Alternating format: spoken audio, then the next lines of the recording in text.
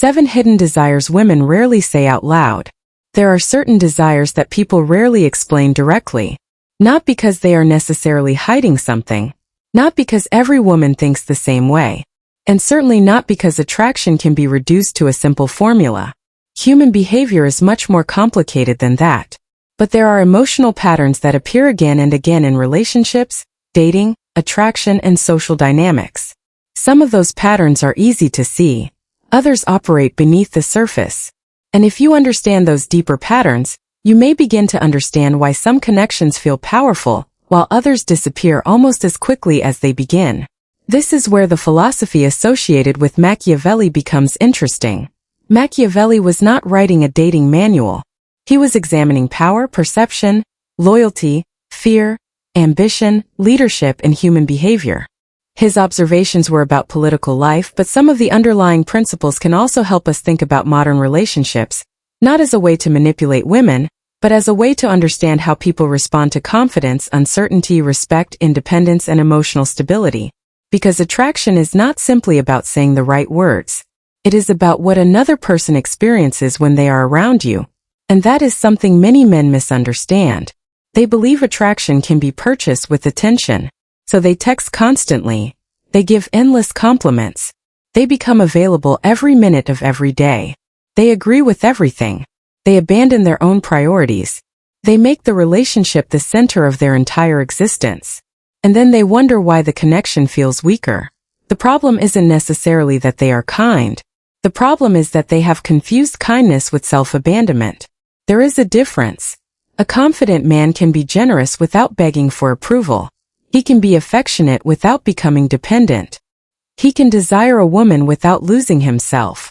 He can listen without becoming her emotional servant. And most importantly, he can care deeply while maintaining his own identity. That distinction is at the center of everything we're about to discuss. So let's begin. Desire number 1. She wants to feel understood. One of the most powerful emotional experiences in any relationship is the feeling of being genuinely understood. Not admired, not complimented, not simply desired physically. Understood. There is a huge difference. A woman can receive hundreds of compliments about her appearance and still feel emotionally invisible. Someone can tell her she's beautiful every day and never notice when she's mentally exhausted. Someone can ask, "What's wrong?" 10 times and still completely miss what she's communicating through her behavior. Being understood requires observation. It requires attention. It requires listening to what is said, and sometimes noticing what isn't said. Imagine a woman comes home after a difficult day. She says she's fine. Technically, she has answered your question, but maybe her voice is different. Maybe she is unusually quiet. Maybe she puts her phone down and stares into space. Maybe her smile looks forced. Maybe she's responding, but her mind is somewhere else. The average reaction is interrogation. What's wrong? Why are you acting weird? Are you angry with me? Tell me what happened. And suddenly, instead of feeling understood, she feels pressured. A better approach is simple observation. You seem a little quieter than usual today. Then stop. You don't need to force a confession. You don't need to solve everything. You simply demonstrate that you noticed. That can create something extremely valuable. Emotional safety. She can decide whether she wants to open up. And when someone chooses to reveal something rather than being forced to reveal it, the experience is completely different. This is one of the important lessons we can take from Machiavelli. Observation often reveals more than constant questioning. The person who watches carefully can understand the situation before everyone else reacts to it. In relationships, this doesn't mean becoming calculating. It means becoming attentive. Notice patterns. Notice changes. Notice energy. Notice when the person you're with is excited, nervous, disappointed, overwhelmed, or genuinely happy. But there is another side to this desire. A woman may want to be understood while simultaneously being cautious about being completely exposed. That isn't necessarily a contradiction. Being truly seen can feel wonderful, can also feel dangerous. When someone learns your fears, insecurities, weaknesses, dreams, and emotional triggers, they gain knowledge about you that could potentially hurt you. That is why trust takes time. A healthy relationship doesn't demand complete vulnerability on day one. It creates an environment where vulnerability becomes possible gradually. And that is where many men make a mistake. They want instant emotional intimacy. They want her to reveal everything. Her past, her fears, her insecurities, her deepest thoughts. But emotional intimacy cannot be demanded. It has to develop. You don't force a locked door open and then call it trust. You earn the key. That is why the first hidden desire is not simply, she wants a man who understands her. It is more precise. She wants to feel understood without feeling invaded. That difference matters. Desire number 2. She doesn't want a life with zero emotional energy. Now we reach a subject that is frequently misunderstood. Many people say they want stability, and they do. But stability does not mean emotional flatness. A healthy relationship can be secure while still being exciting. It can be peaceful without becoming lifeless. It can be predictable in values while remaining unpredictable in experiences. This is where the concept of tension becomes important. Tension does not mean drama. It does not mean manipulation. It does not mean deliberately ignoring someone. It does not mean making a woman insecure.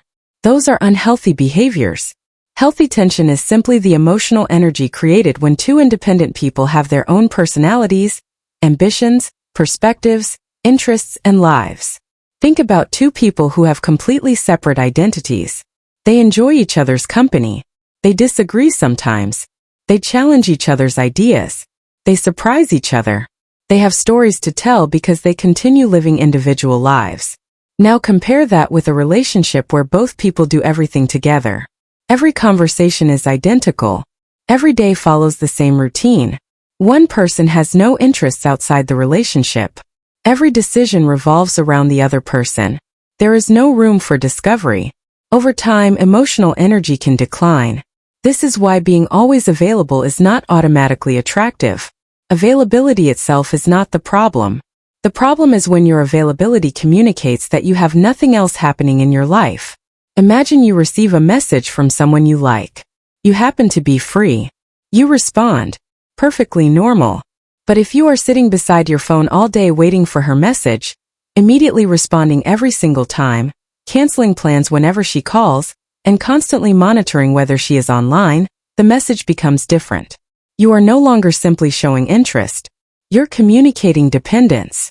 And dependence can create pressure.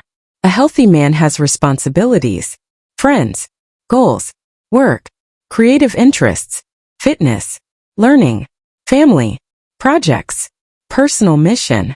His life continues even when the person he loves is not physically present. That is not emotional distance. That is individuality. And individuality creates something extremely important in attraction.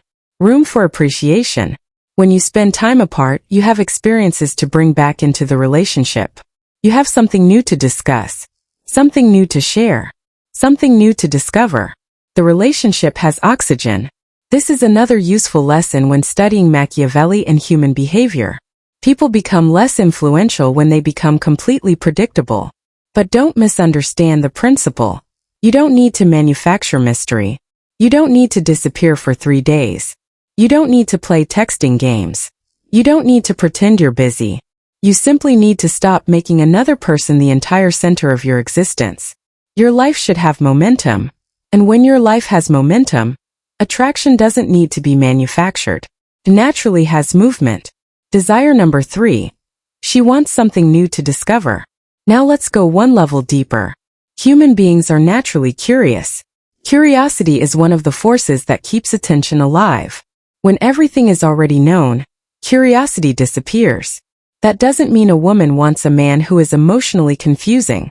It means she doesn't want to feel like she understood the entire person after 3 conversations. There should still be depth. There should still be experiences. There should still be layers. Think about a book.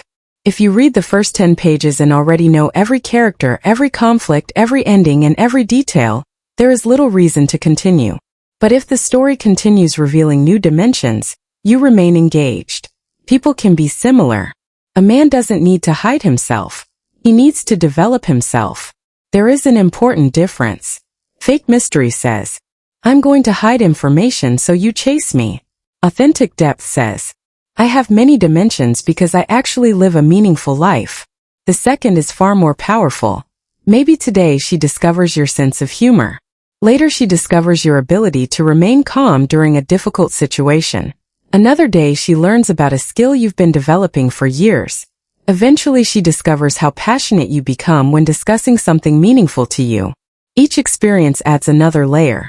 That is not manipulation. That is personality. And it creates a relationship where discovery continues. The danger appears when a man stops growing after entering a relationship. He gets comfortable. He stops learning.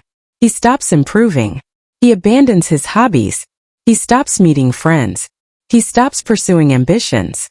His entire world becomes the relationship. First, this can feel romantic. Eventually, it can become suffocating. Because now there is nothing new coming from him. The relationship becomes a closed loop.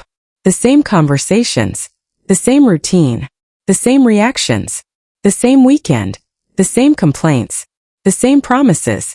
And eventually, one person begins wondering, is this all there is? That question can be devastating. So don't focus on becoming unpredictable. Focus on becoming interesting through growth. Learn something. Build something. Travel somewhere. Create something. Read. Exercise. Develop your career. Improve your communication. Explore your creativity. Challenge your assumptions. Have opinions. Develop principles. Become better. Then your relationship has something new to experience because you are not standing still. That is the healthy version of mystery.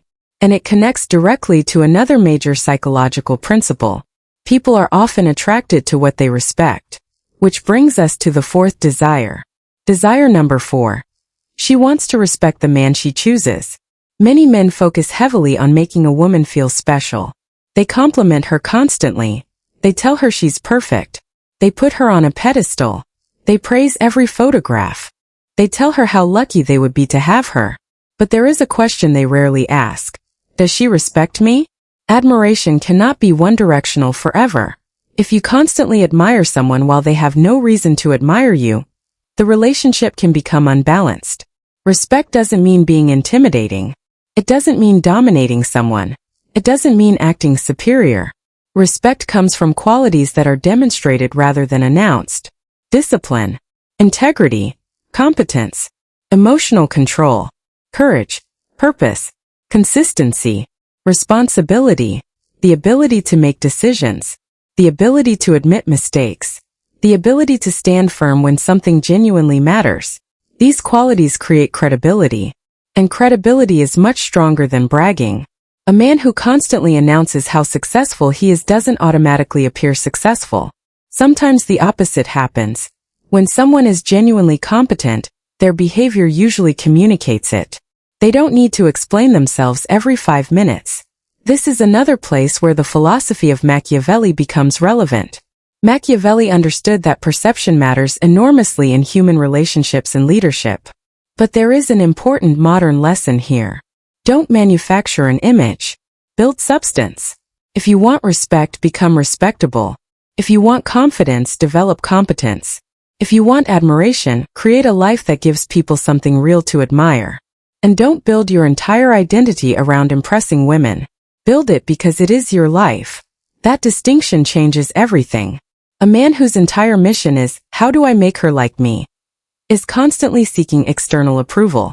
A man who asks, what kind of person do I want to become, has a completely different center of gravity. He isn't cold.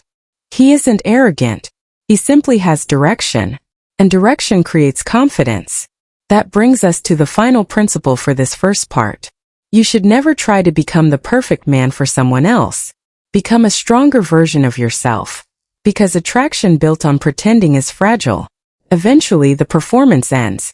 But when the qualities are real, there is nothing to maintain. You simply continue being yourself. And that is where the next hidden desire becomes extremely important.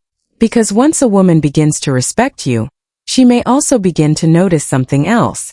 How stable are you when things don't go your way? What happens when she disagrees? What happens when plans change? What happens when you are criticized? What happens when someone challenges you? What happens when emotions become intense? That is where confidence stops being something you talk about and becomes something you demonstrate. And that is exactly where desire number 5 begins. We'll explore emotional stability, boundaries, attraction without desperation, and why constantly trying to keep someone happy can sometimes destroy the very connection you're trying to protect. And remember one thing before you continue. The goal isn't to manipulate women.